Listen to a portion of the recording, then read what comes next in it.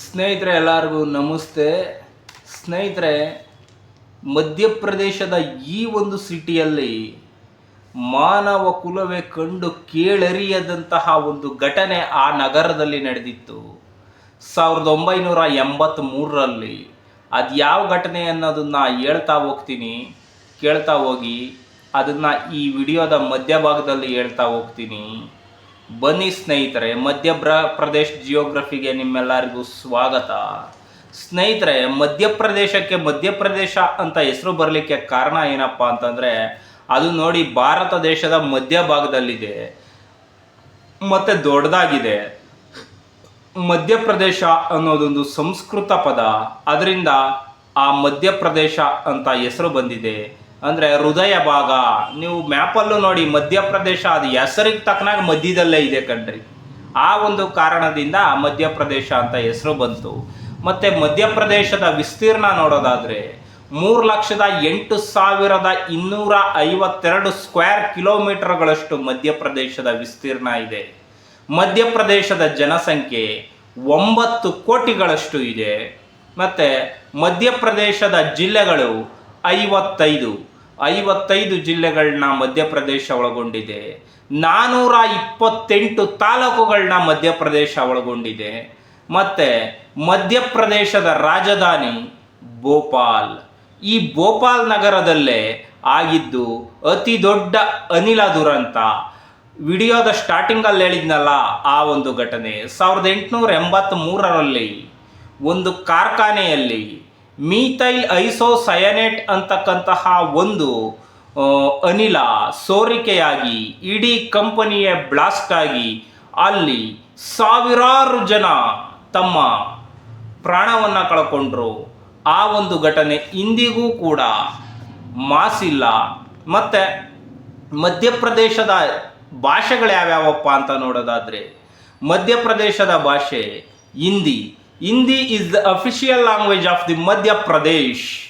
ಆದರೆ ಉಪಭಾಷೆಗಳು ಯಾವ್ಯಾವಪ್ಪ ಅಂತ ನೋಡೋದಾದರೆ, ಬಂಡೇಲಿ, ಮಾಳ್ವಿ, ಬಗೇರಿ, ನಿಮಡಿ, ಬಿಳಿ, ಗೊಂಡ, ಇನ್ನೂ ಅನೇಕ ಭಾಷೆಗಳು ಮಧ್ಯಪ್ರದೇಶದಲ್ಲಿ ಚಾಲ್ತಿಯಲ್ಲಿವೆ. ಆದರೆ Hindi one of the official language of the Madhya Pradesh. ಸ್ನೇಹಿತರೆ, ಮಧ್ಯಪ್ರದೇಶದ ಸ್ವಾತಂತ್ರ್ಯ ಹೋರಾಟಗಾರರು ಯಾರ್ಯಾರು ಅಂತ ನೋಡೋದಾದರೆ, ಮೊದಲನೇದಾಗಿ ಚಂದ್ರಶೇಖರ ಆಜಾದ್. ಎರಡನೇವರು ತಾಂತ್ಯಾ ಮಾಮ ಅಂತ.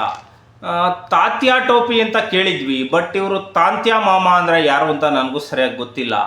ಮತ್ತು ರಾಣಿ ಆವಂತಿಬಾಯಿ, ಇವರು ಕೂಡ ಮಧ್ಯಪ್ರದೇಶದ ಒಬ್ಬರು ಪ್ರಮುಖ ಸ್ವಾತಂತ್ರ್ಯ ಹೋರಾಟಗಾರರು. ಮತ್ತು ಕುನ್ವಾರ್ ಚೈನ್ ಸಿಂಗ್, ಇವರು ಕೂಡ ಮಧ್ಯಪ್ರದೇಶದ ಸ್ವಾತಂತ್ರ್ಯ ಹೋರಾಟಗಾರರು. ಪಂಡಿತ್ ರವಿಶಂಕರ್ ಶುಕ್ಲಾ, ಇವರು 5 ಜನ ಮಧ್ಯಪ್ರದೇಶದ ಸ್ವಾತಂತ್ರ್ಯ ಹೋರಾಟಗಾರರಲ್ಲಿ ಪ್ರಮುಖರು.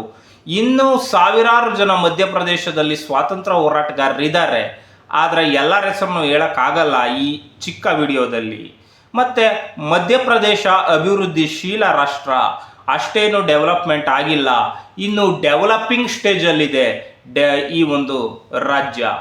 ಮಧ್ಯಪ್ರದೇಶದಲ್ಲಿ ಟೂರಿಸ್ಟ್ ಪ್ಲೇಸ್ ಯಾವ್ಯಾವು ಅಂತ ನೋಡೋದಾದರೆ, ಭೋಪಾಲ್ ಇದೆ ಸ್ನೇಹಿತರೆ.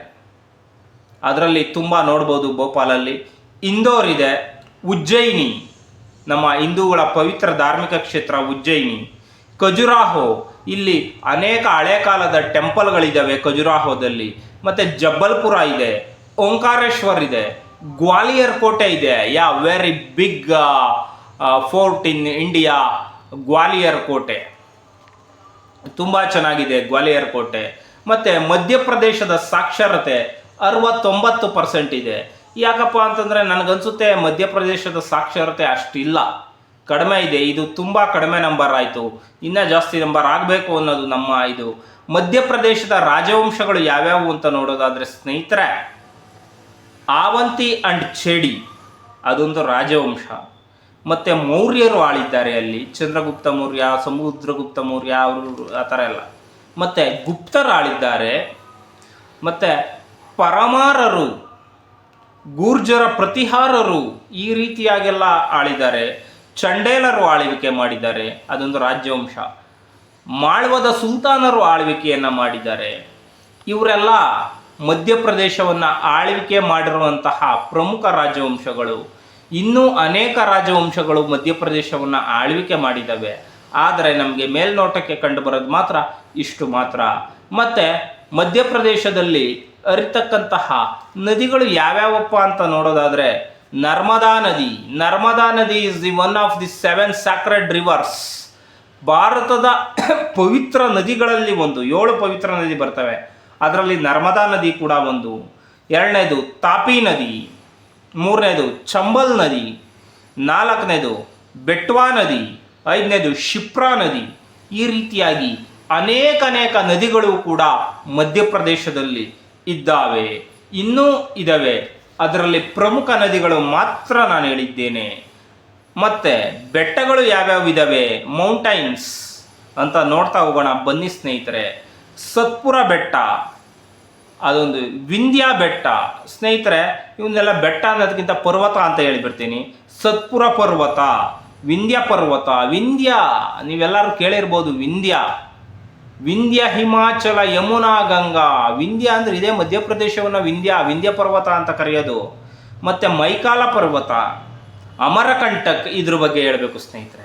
ಅಮರಕಂಟಕ್ ಬರೋದು ನರ್ಮದಾ ನದಿ ತೀರದಲ್ಲಿ.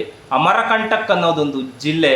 ಆದರೆ ಆ ಜಿಲ್ಲೆಯ ವಿಶೇಷತೆ ಏನು ಗೊತ್ತಾ, ಅಮರಕಂಟಕ್ನಲ್ಲಿ ಆ ಜಿಲ್ಲೆಯ ಸುಮಾರು 100 ಹಳ್ಳಿಗಳ ಭಾಷೆ ಕನ್ನಡ ಆಗಿದೆ, ಮಾತೃಭಾಷೆ ಕನ್ನಡ ಆಗಿದೆ ಸ್ನೇಹಿತರೆ. ಇದಕ್ಕೆ ಸಾವಿರಾರು ವರ್ಷದ ಇತಿಹಾಸ ಇದೆ. ಇಮ್ಮಡಿ ಪುಲಿಕೇಶಿ ಮತ್ತು ಹರ್ಷವರ್ಧನನ ಕಾಲದಲ್ಲಿ ಆದಂತಹ ಯುದ್ಧದಲ್ಲಿ ನರ್ಮದಾ ನದಿಯ ತಡದಲ್ಲಿ ನಮ್ಮ ಇಮ್ಮಡಿ ಪುಲಿಕೇಶಿ ಹರ್ಷವರ್ಧನನ ಸೋಲಿಸ್ತಾನೆ. ಆಗ ಕರ್ನಾಟಕದಿಂದ ಅಲ್ಲಿಗೆ ಹೋಗಿದ್ದ ಎಷ್ಟೋ ಕನ್ನಡ ಕುಟುಂಬಗಳು ವಾಪಸ್ ಬರೋದಿಲ್ಲ, ಅಲ್ಲೇ ಸೆಟ್ಲ್ ಆಗಿಬಿಡ್ತಾರೆ. ಅದರಿಂದ ಅಲ್ಲಿ 100 ಹಳ್ಳಿಗಳ ಭಾಷೆ ಕನ್ನಡ ಆಗಿದೆ. ಅದಕ್ಕೆ ಸುಮಾರು 1300-400 ವರ್ಷಗಳ ಇತಿಹಾಸ ಇದೆ ನೋಡಿ ಸ್ನೇಹಿತರೆ. ಮತ್ತು ಸಿಗಾರ್ ಪರ್ವತ, ಗುಡ್ ಹಿಲ್ ಪರ್ವತ, ಈ ರೀತಿಯಾಗಿ ಅನೇಕ ಪರ್ವತಗಳು ನಮ್ಮ ಭಾರತ ದೇಶದ ಮಧ್ಯಪ್ರದೇಶ ರಾಜ್ಯದಲ್ಲಿ ಇದೆ ಸ್ನೇಹಿತರೆ. ಇದೇ ರೀತಿಯಾದಂತಹ 10 ಹಲವು ವಿಡಿಯೋಸ್ಗಳನ್ನ ನಾನು ಮಾಡ್ತಾ ಇರ್ತೀನಿ ಸ್ನೇಹಿತರೆ. ನನ್ನ ಚಾನಲ್ನ ಬೆಳೆಸಿ ಮತ್ತು ನನ್ನ ಚಾನಲ್ಗೆ ಲೈಕ್ ಮಾಡಿ, ನನ್ನ ಚಾನಲ್ಗೆ ಸಬ್ಸ್ಕ್ರೈಬ್ ಆಗಿ, ಈ ವಿಡಿಯೋಗೆ ಒಂದು ಲೈಕ್ ಮಾಡಿ, ಕಾಮೆಂಟ್ ಮಾಡಿ. ಯಾಕಪ್ಪ ಅಂತಂದರೆ ನಿಮ್ಮ ಒಂದು ಬೆಂಬಲವೇ ನನಗೆ ಶಕ್ತಿ. ಅದು ಬಿಟ್ಟರೆ ಇನ್ನೇನು ಇಲ್ಲ ಸ್ನೇಹಿತರೆ. ಮತ್ತು ನಮ್ಮಂತಹ ಚಿಕ್ಕ ಯೂಟ್ಯೂಬರ್ಗಳನ್ನೂ ಕೂಡ ನೀವು ಬೆಳೆಸಬೇಕು ಅಂತ ಹೇಳ್ತಾ ಈ ಒಂದು ವಿಡಿಯೋ ಇಲ್ಲಿಗೆ ಮುಗಿಸೋದಕ್ಕಿಂತ ಮುಂಚೆ ಸ್ನೇಹಿತರೆ, ಮುಂದಿನ ಒಂದು ವಿಡಿಯೋ ಯಾವ್ದ್ರ ಮೇಲೆ ಬರುತ್ತೆ ಅನ್ನೋದಾದರೆ ಗುಜರಾತ್ ರಾಜ್ಯದ ಮೇಲೆ ಬರುತ್ತೆ. ಗುಜರಾತ್ ರಾಜ್ಯದ ಮೇಲೆ ಮಾಡ್ತೀನಿ. ಮತ್ತು ಬಂದಿರೋ ಇದುವರೆಗೆ ಮಾಡಿರ್ತಕ್ಕಂತಹ ವಿಡಿಯೋಗೆ ವ್ಯೂಸ್ಗಳು ಅಷ್ಟಕ್ಕಷ್ಟೇ ಬಂದಿವೆ ಅಂತ ಜಾಸ್ತಿ ಪ್ರಮಾಣದಲ್ಲಿ ಏನು ವ್ಯೂಸ್ಗಳು ಬಂದಿಲ್ಲ. ನೀವು ಮನಸ್ಸು ಮಾಡಿದ್ರೆ ಜಾಸ್ತಿ ಪ್ರಮಾಣದಲ್ಲಿ ವ್ಯೂಸ್ಗಳನ್ನ ತಂದುಕೊಡ್ಲಿಕ್ಕೆ ಸಾಧ್ಯ ಆಗುತ್ತೆ. ಅದನ್ನು ನೀವು ಮಾಡಬೇಕು ಅಂತ ಹೇಳ್ತಾ ಈ ಒಂದು ವಿಡಿಯೋವನ್ನು ಇಲ್ಲಿಗೆ ಮುಗಿಸ್ತಾ ಇದ್ದೀನಿ. ನಿಮ್ಗೇನು ಅನಿಸುತ್ತೆ ಕಮೆಂಟ್ ಮಾಡಿ ಅಂತ ಹೇಳ್ತಾ ಈ ವಿಡಿಯೋ ಮುಗಿಸ್ತಾ ಇದ್ದೀನಿ. ಜೈ ಹಿಂದ್, ಜೈ ಕರ್ನಾಟಕ, ಜೈ ಭುವನೇಶ್ವರಿ ದೇವಿ.